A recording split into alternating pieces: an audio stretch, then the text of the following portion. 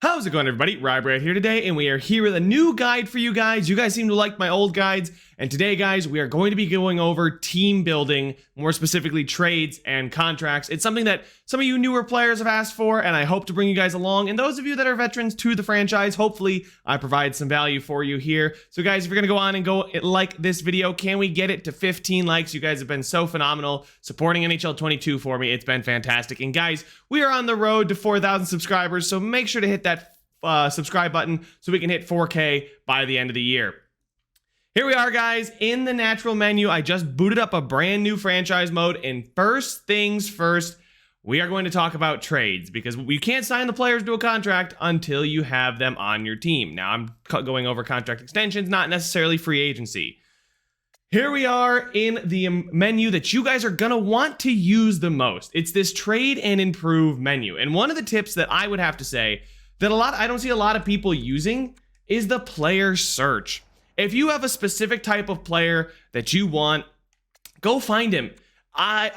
Those of you that are new, this is going to be great for you because you don't know everybody in the NHL. You don't know what guys could be out there, right? You don't know who's potentially an option for your team. And those of you that are veterans, by the time you get 7-8 years in the future, you may have forgotten that the Toronto Maple Leafs got some medium top six forward that they're playing on their fourth line that could easily slot on your second, but his overall's lower. You know, things like that. Those are the ones you just uncover these gems by using this.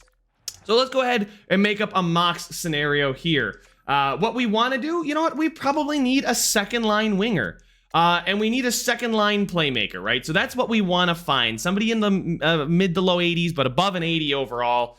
That's a playmaker for that second line, preferably a right winger. So one of the things that you're going to want to do here is go take a look at any forward who can play on your second line, who is a playmaker. Now, one thing to note about this player role, sometimes that's a little bit different. Sometimes what a player on your second line is a lot different than what the game denotes as a second liner. This is especially for when you get further into the franchise mode. You may have a stack squad and you may be looking for 87, 88 overalls for your second line because you're not going to play them over your 90 overall beasts on the first line, but we'll just go ahead and leave this here. And you guys can see, you can also throw in, any kind of X factor type, which I think is great. I don't want somebody old, so we can go ahead and search down here. We don't want anybody older than 24. And I want them to have really good puck skills because that's where we get our passing and our puck control, things I'd like for my playmaker. Senses to get your offensive awareness. But I just, just for the sake of this video, we will look specifically for puck skills at 4.5 stars. Or if you wanted to, you could get a little bit more specific here and say, you know what, I specifically want passing of an 87. So we'll go ahead and turn off this puck skills filter just so that we don't get overlapping things. You can double it up, right? And maybe here I'll go offensive awareness instead of passing for you guys here. So we'll go ahead and say I want offensive awareness of an 86 and I want a puck skills category of 4.5 stars. If we search for those players, there are 4 of them in the league. Not a lot of options as far as affordability. But bam, there's one guy that we can go after that's awfully easy to get, and he's 23, 84 overall. That is Clayton Keller. He's got 7 years left on a $7 million deal. He does have low elite potential, and he's looked pretty freaking good, right? So he's probably not playing on our second line, but he's listed as a second line forward. You guys can see he's got a great shot and everything too. So if we go back to the filters and just remove that second line forward, you're going to notice probably more players are going to pop up. We found 5 more players. However, they're not exactly the kind of guys we're going to go after. We did find some more, but they were all the high-end top-tier talent, right? I'm not going to be able to trade for McDavid. I'm not going to be able to trade for Jack Eichel, Jack Hughes, Matthew Barzal, Mitch Marner, right? The guys I'd be looking at are maybe even a guy like Kyrou. Now, here's a guy that, sorting by value. Kyrou is listed as a first-line forward, and he's a little bit cheaper than guys like Nick Suzuki, who's a little bit worse and younger, and Trevor Zegras. It's because of that medium top 6. So a guy like this could be that perfect second line winger for you. So keep in mind that role filter is one that you probably want to be careful with, because the fact that Clayton Keller is a second line forward is simply because he's just not as physical as some of these other guys. I mean, the skating for Jordan Kyrou is insane, as he just was the fastest skater at the All-Star game. But guys, highly recommending you do use the player search. It's a great tool for you guys to find a player that you're hoping to find. Although maybe you don't know exactly what you want and you would like to edit up your trading block and you're like, maybe I want them, being the computer, to send me trades. So you would go down here over to your wants list here. And you can see we're looking for that second line forward, right? We are looking for a 17 to 30-year-old with potential anywhere from the lowest to the highest EA. You really got to fix those colors. But pretty much anybody that's a second line forward, we're interested in them. You can't be over 30 either. So that's one way to maybe get the AI to send you trades. I don't recommend you wait for the AI to send you a trade. They don't seem to be very aggressive, and they don't seem to be very generous, giving you players that are probably going to benefit you as much as you could find. Next up, guys, we have the Trade Finder, the Find Trade tab here. It's a great tab for both selling and acquiring assets. So say, you know what, I'm not a fan of Casey Middlestat anymore. He's a 77 at 22. I don't think he's going to be anything, and I'd like to get rid of him. So here we go. Go ahead and just click on him with the A or the X button on PlayStation, and then tap L1 or LB. That would find players that don't fit your trade block, right? So if you spend all the time setting up your trade block, and you really don't want to be bothered with these 20 plus offers, right? When we go ahead and find a trade for Casey Middlestat, we get over 20. If we push Y instead, that only filters it down to what is on your trade block, Y or triangle on PlayStation. So now you can see we have 8 possible trade offers, and these seem to be higher picks, filtering out that noise of players that, you know what, aren't going to help me, because the Sabres, we're not going for the cup, right? So if I'm going here, I don't, let's find a trade. I don't want Calvin DeHaan on an expiring deal. I'm not taking on a rental Calvin DeHaan and a third. I'd much rather have a second and a fourth. There's Murphy here. I don't want Murphy and a fourth. I want picks. I don't want an aging Tyler Johnson.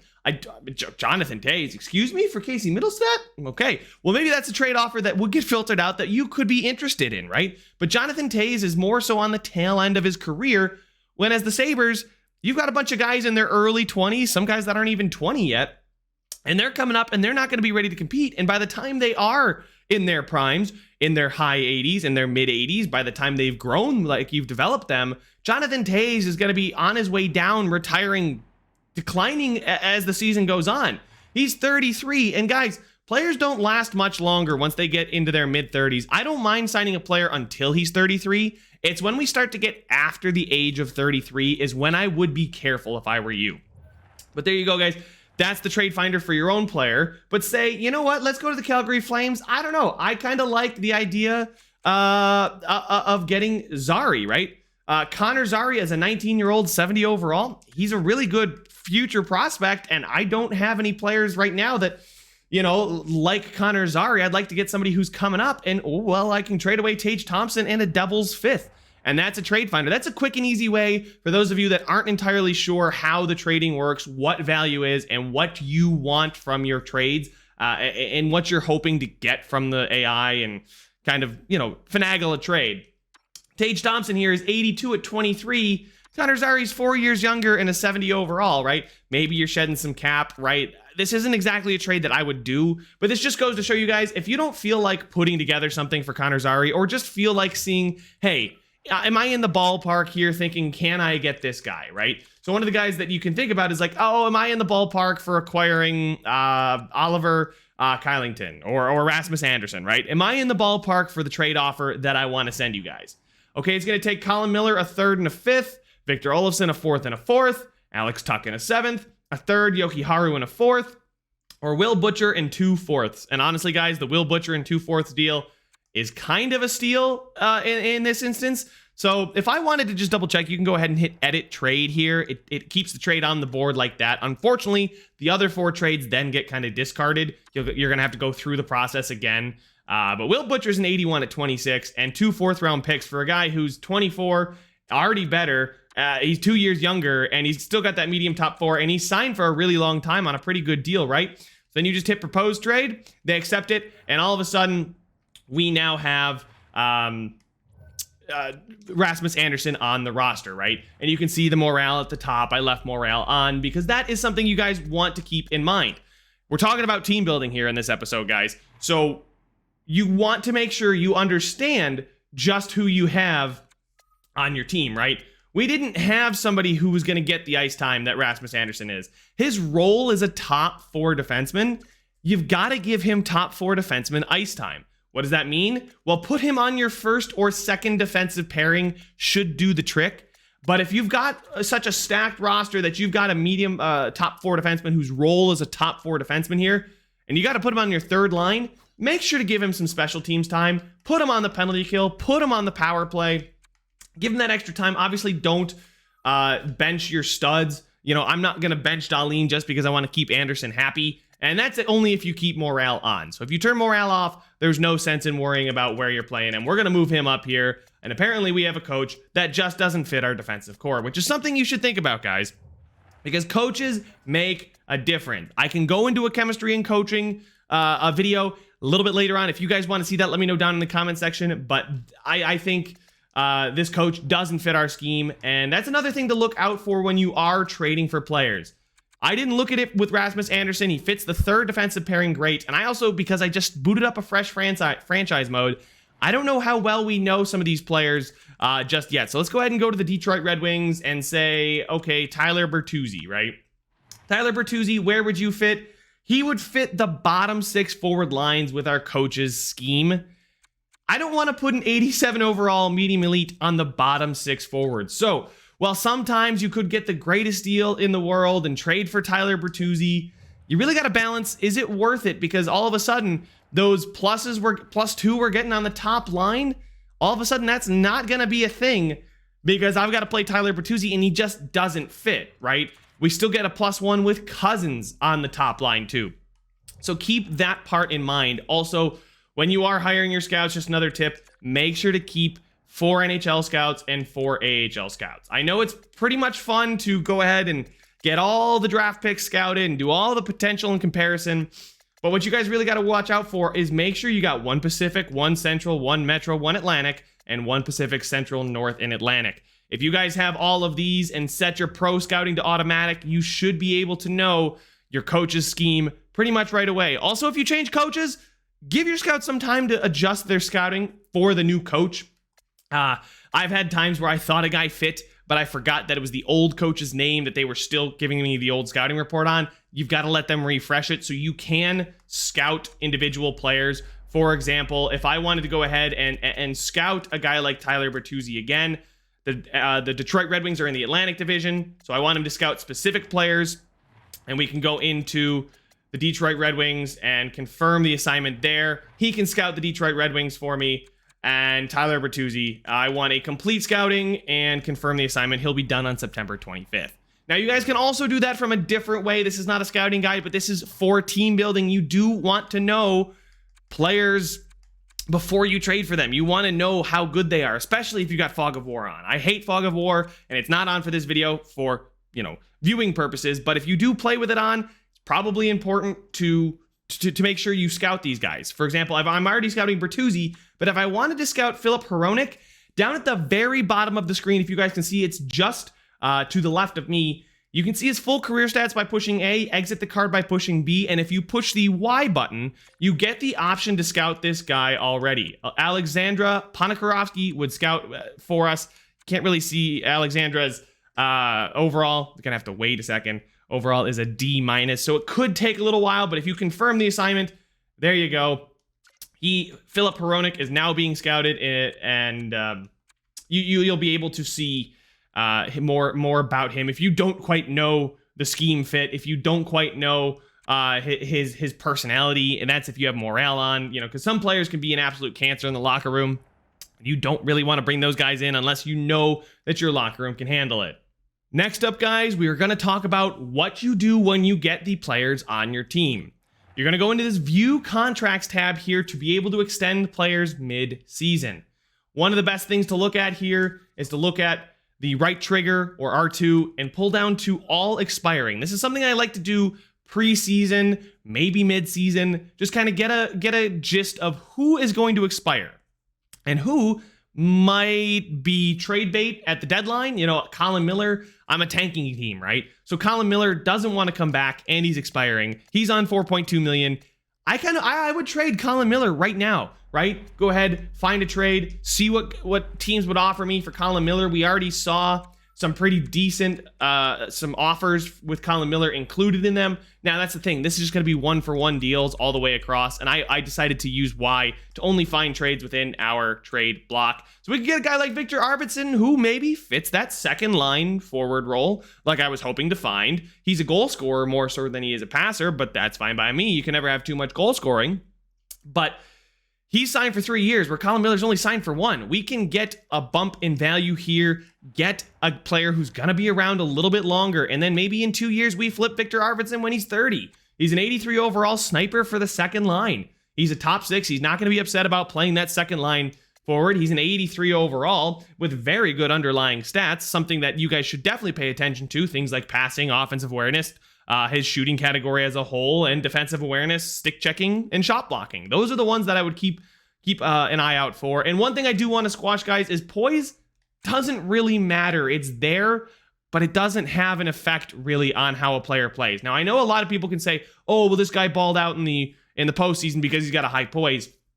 I don't agree with that. I've had plenty of players with ridiculously high poise absolutely fail and flop in the playoffs. Veterans. I traded for Anze Kopitar. Dude was a big old minus and didn't put up a single point in the first round of the playoffs. I've had John Gibson go from being an absolute dud for me to preventing me from getting to the Stanley Cup Finals because he just went off and his poise never changed. So poise is one of those that people like to point to, but it really doesn't make as much of an effect as some people think.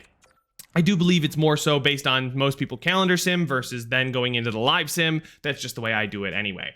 But when you do get to re-signing contracts, you want to make sure you know who's expiring. And if they want a contract extension with this column right here, you can tell Victor Olofsson wants a contract, which means I might be able to get Victor Olofsson to sign for a little bit less. On the flip side, Colin Miller does not want a contract extension, which means he's probably going to need more than what I'm offering him to stay as a Buffalo Sabre. Of course, I'm not going to give him 6 years. And then you see guys like Vinny Hinostroza here. Now, why does Vinny Hinostroza have a dash in his wants extension? Well, that's because he recently signed a 1-year deal for us just before the season. Those players that signed a deal just before the season start for 1 year, you know, those guys you bring in for 1 year just to kind of stem the tide, or players you re-sign for just 1 year, somebody in the minors and whatnot, those guys cannot be extended until January 1st, which is why I usually take a look at who needs an extension, but then don't touch anything until January 1st. The first time you can offer a player an extension is July 1st. So when free agency opens, guys, you are more than welcome to come in and sign next year's expiring class now, right? So taking a look at my main roster here, guys that are expiring in 2 years, a guy like Dylan Cousins, right? I can offer Dylan Cousins a contract extension this offseason. Yes, he's got another year left on his deal, but perhaps he didn't put up the best year, and I want to get ahead of it so that I don't have to pay him a ridiculous amount of money. He's got medium elite. He is 20. He's an 83 overall. He's going to ask for a lot of bucks, and I don't want to pay him that much because I want to stay flexible, right? You always want to pay as little as possible for your talent. You can offer him an extension on July 1st. The second free agency opens, instead of going right to free agency and being like, oh my God, Ovechkin's a free agent and giving him 14 mil because you want him, take a look at some of the guys that you have on your team so you don't hamstring your own cap space situation. I've seen it plenty of times where players go out and sign somebody and then they check the expiring contracts on their team, and all of a sudden they're two young studs they have. They're two medium elite, they're medium franchise and medium elite. Those guys are both expiring this season, and all of a sudden you just gave Alexander Ovechkin a 2-year, $12 million a year deal, and all of a sudden, oh no, I can only sign one of my two players. And then you've got to go through the whole trading process and working the cap. You just want to avoid that situation in the first place. So re-sign your guys July 1st if you know they're going to be around for the long haul. Some guys like Tage Thompson, I don't know if he's going to be around for the long haul. He's 82, he's 23, he's a medium top 6, so he's got potential to grow, but he's, 3 years away from capping out. How good is he going to get? Maybe I'll let him play through his contract, right? Play up until the offseason where I go to that offering contract extensions phase right before free agency. You guys can negotiate throughout the year with these guys, and you want to do that just so that in that 1 week, if you piss them off, a few times and he just doesn't want a contract, he's going to leave for free agency. Whereas if you do it in the middle of the season, you've got, okay, I'll come back to you next month and we'll talk. Okay, you didn't want one on January 1st? Well, I'll come back on February 1st and we'll renegotiate. Or maybe I'll come back a couple times before that and we can renegotiate. So that's one thing you guys want to do definitely when it comes to signing contract extensions. For example, like I said, Victor Olofsson, he's going to have a pretty good season, but the question is, I don't know if I want to pay him $4.7 million. Now, he's a perfect second liner. And I usually have this range in my mind that kind of changes as I go into the future of my franchise modes, that my first liners, they can make $8+ million. Like Jeff Skinner, $9.7 million. That's just a bad contract. We all know it. But my top liners, right? My Dylan Cousins right now for the future, he can make $8+ million. I'm fine with that. But a guy like Victor Olofsson, who doesn't really seem like he's going to grow beyond that second line forward, I probably don't want to pay him more than 5.5, 6. I mean, if he's a really, really good second liner, like he's an 87 overall second liner, I will offer them like $7 million. But if we're talking like he's an 85, 86, 84, somewhere in that range, if he's that kind of goal scorer for me, I kind of want to give him $5 to $6 million, right? Anywhere between 4 and 7 is probably where I look at my second liners. Anything 7 and above, usually 8 and above because they're really talented for your first line. For your third line, I certainly don't mind paying 1.75 to 3.5 million, somewhere in that range. If he's a really good third liner, right? He's an 84 overall third line, just beast. I'll give him 3 million, 3.5 million. But I usually don't like to pay more than 3 million for a lot of my third liners because guys like Tage Thompson, on a really good team, you can find him at 1.5 million. You can trade for a Vinny Hinostroza at 1.2, and yes, he's an 80, more so a fourth liner, but that's not the point. I like to pay my third liners 1 to 2 million, maybe 3 million if they're really good and young and I want to hold on to them and I think they're going to grow, things like that. But if I'm paying an aging Eric Stahl, for example, he's one that I've seen a lot of people use in their expansion draft. He's the magic man. We love him here on the channel. But my point being, you do not want to give him more than about 3 million to play on your third line. That's a lot of cap hit on the third line center that is going to be declining. So I usually like to find guys in that 2 million range. And you'll probably have guys on their rookie contracts that are coming up. The guy you drafted at the end of the first round, that medium top 6, he's now an 81 overall at 19 years old, at 20 years old. He can come up and fill that role for you just fine. And that's why drafting is very important. You want to get those guys that are going to be close to NHL ready so you can keep that pipeline flowing at the bottom of your roster. The way you want to construct your roster are get your studs, get your first and second liners. Usually I like to have about 4 to 5 guys that I know are going to be with me for a long time. And then if we have to blow it up, we have to blow it up. But there's always that guy you can sign to maybe give your top 6 what it's lacking. And then my bottom 6, I at the start of my franchises, I like veterans on cheaper deals. These Tage Thompsons, the Hinestrozas, right? The 1.2 million for a guy like Vinny Hinostroza is fine because he's very well-rounded. But I don't want to be paying him 2-3 million. And then once all of a sudden I have a couple drafts under my belt, I love to give those younger guys some ice time. If you guys haven't seen my Anaheim Ducks franchise mode, we just did that this year. Pete Montgomery, Quinn Clark, so many players, just Sapovaliv, a ton of players getting opportunities in that bottom 6, and playing them in the third line rather than the fourth line is going to help them grow. This isn't about growth in this episode. This is more so about acquiring talent, retaining talent, and how to manage your salary cap.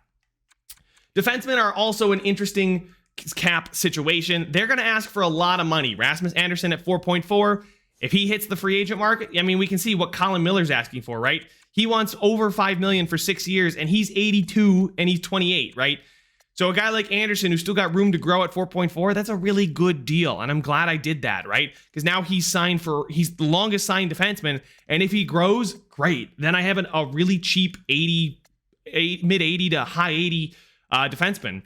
If he doesn't grow, I'm still satisfied with this kind of contract. My top defensemen, they can make, again, that top line money, that's 7 to plus million. My second pairing defensemen usually make 6 million, 4 to 6 million. And then my third pairing defensemen are usually guys that are on their rookie deal or two-way contracts that apparently simulate very well. I called up Olin Zellweger, and he was on a rookie level deal. He was on a $1 million, and I called him up, and he played fine on the bottom pairing. You don't need to spend 3-4 million on a guy like Henry Yoki Haru, right? A 79 overall, you don't want to be paying this much to this kind of player. That is going to hurt you for the future. Finally, goaltenders are a very interesting situation when it comes to team building. It is tougher to grow, and you do have to wait longer for goalies. Goalies in real life and in shell have a tendency to develop later in their careers, right? They're usually in their mid-20s before they start finally hitting pay dirt, hitting their prime. Later 20s, on the brink of 30, 26, 27, 28 is usually when you've got the best years of a goaltender. So that's why finding a goaltender, when you got one that's good, keep him. Keep him at all costs. If Ukko-Pekka Luukkonen here turns into that star goaltender, you better believe I want him for the long haul. And maybe I want to get ahead of things. This is a little bit more of an advanced contract thing. You can give Ukko-Pekka Luukkonen 8 years. He's just going to want $6.5 million, 6.675. He wants an extension, so I could probably get him at a little bit of a discount, right? So if I gave him 7 years, I mean, maybe 6 years is the best at $5.5 million. Maybe that's the deal that I think is great. I have a high amount of confidence. Ukko-Pekka Luukkonen, he's growing. He looks like he's going to be a stud, and I want to bring him back. 6 years, $5.5 million. We'll probably get the job done. He's 22. I'll have him till he's 28. So in those prime years, and I won't have to worry about goaltending, and I'm not going to be spending a ton on it, right? $5.5 million is not a lot to spend on a star goaltender. When you're spending Vasilevsky money, when you're spending Sergei Bobrovsky money, that's when things get a lot tougher for your franchise. You have to find these 36-year-old backups who are willing to take $800,000 when you're paying your starting goaltender 9.3. Of course, this is at the start of a franchise mode. As the cap goes up, players will ask for more. The cap goes up every year you play in your franchise mode. It goes up, up, up. And you guys can see the salary cap down in the bottom left of the screen right now. Salary cap is $81.5 million. I'm in year number 10, and that's somewhere around $105 million. So if you think about it as a percentage of the cap rather than the total cap hit number, that's what you want to think about. But getting a goalie like Andrei Vasilevsky means you're going to have to be sensible with some of the contracts you offer out. You're going to have to find those younger guys. Like, look at this. All of a sudden, Corey Perry, he's an older guy. Pat Bellemare, right? And then Colton and Joseph. Those are guys that are filling out their bottom six. Maroon for a really cheap deal. Radish maybe grows to something for them. And that's why these 23-year-olds in their low to mid 60s, they're not guys you just want to discard like they're yesterday's lunch, right? You want to keep these guys because if he grows to be a 79 next season at 24 on 760,000, that's the perfect kind of player I want on my bottom line, on my third line, to fill out my roster after I've got Kucherov, Stamkos, Point as a first freaking line, right? That's 92, 90, 89. And then you've got here on the second line, here you go. Tampa Bay is a perfect example of it. They got Braden Point to a really cheap deal thanks to his bridge contract. But then you see he's making 9.5, 8, and 9.3. It's a lot of cap to be paying those guys. But the good news for them is they've got guys like Anthony Cirelli, who's a great second liner at 84. Killorn, who's a great second liner at 85. Andre Palat this season at $5 million. So you can see their second line is that $4 to $5 million right there. Then their bottom six is a little bit weaker, but I'm sure you guys are smarter than any AIGM could be. So you can see here, 900,000, 900,000, 1 million. That's your third line. I'm sure you guys could find and draft and develop better players. And then you guys can see here, defensemen as well. They've got their top pairing of 7.7 and 6.6. You got your second pairing guy at 4.6, a cheaper second pairing guy at about 3, and then you've got your depth here at 1 to under 1. So that's kind of those ranges you want to keep in mind when you are signing new players. And one thing to keep in mind when we get to free agency, you want to keep in mind for those restricted free agents. Going to free agency now, talking about that. We'll see if we can find any RFAs that are unsigned. I don't believe there are any, but we can take a look here. RFAs. There are no RFAs, but sometimes, guys, you just got to scroll that one click over right here. UFAs mean you can sign them for no problem at all. You sign them, they're on your team, bam, done. That's all it takes. When you get to the restricted free agents on July 1st, you see the biggest names in the game, right? So, for example, Victor Olofsson, he's not one of the biggest names in the game, obviously, but he's a restricted free agent. And if you get to the free agency period and you're having not a good time, or the re-sign period and having not a good time signing Victor Olofsson, there's an option going to be here, qualify RFA or tender qualifying offer or something like that. What that means is you still keep his rights even if you hit free agency. And what I mean by that, you still technically have Victor Olofsson even if he's not under contract. And if a team wanted to sign Victor Olofsson to, let's say, a $7.5 million deal because they really think you're tight against the cap, well, if you tendered a qualifying offer and qualified him as an RFA, you can go to this offer sheet compensation tab, and you can see if they wanted to go to $7.5 million for Victor Olofsson, you can see that range there falls between the 6.1 and the 8.2. You would get this year's first, second, and third round picks if that team tried to sign Victor Olofsson for 7.5. And then you have all the leverage in the world for guys like this. Now, usually after they turn 26, 27, that's usually when they become an unrestricted free agent, meaning anybody can sign them and you don't get jack. You can't qualify him. If he denies your contract, he goes to free agency, he signs with the Toronto Maple Leafs. You really can't do much about it, and you just lost a good player. But if he's a restricted free agent, which is big, you can get this draft compensation. It works the other way around, though, too, guys. You see Clayton Keller, right? Maybe he's an RFA or somebody's an RFA in a couple years. This really good medium franchise that you saw drafted first overall in year number 3. You're like, oh my God, that guy's a free agent. Make sure you're careful about trying to sign those guys, because it will pop up with a warning that says, hey, you are trying to sign this guy as an RFA. You will be due to pay this compensation, a first, a second, and a third, because you offered him a $7.5 million deal. Keep in mind that situation, right? You'll want to get all those top guys, but if they're an RFA, it's better to trade for them after they're not signed. It's not good to give up, multiple firsts just to get one player on like a $14 million deal, right? If I wanted to pay $12 million for some RFA, I'm giving up the next 4 years of first round picks. That's 4 years of talent in the first round that I am giving up just to sign this one dude. There is almost nobody that is worth that kind of compensation, and I am sure you guys are smarter than the AI, and you can propose a trade with that team, offering some medium elite goaltenders, some prospects that are just kind of busting because they're 20 and they're 69 medium elite and they still have good value, but you're never going to use them, right? They're never going to get into that range that they're going to make your team, right? You had a lot of hope because you hit on this third round medium elite forward. He's just not doing it. You get this medium elite goaltender in the fourth round, bam, bam, put those two guys together with maybe a first and a second, and voila, you could get that guy rather than paying for first. So that's another thing to keep in mind there. And if you guys have more on, just one final tip, make sure you keep in mind who's playing where. Victor Olofsson is like, the Sabres are not a good example of this.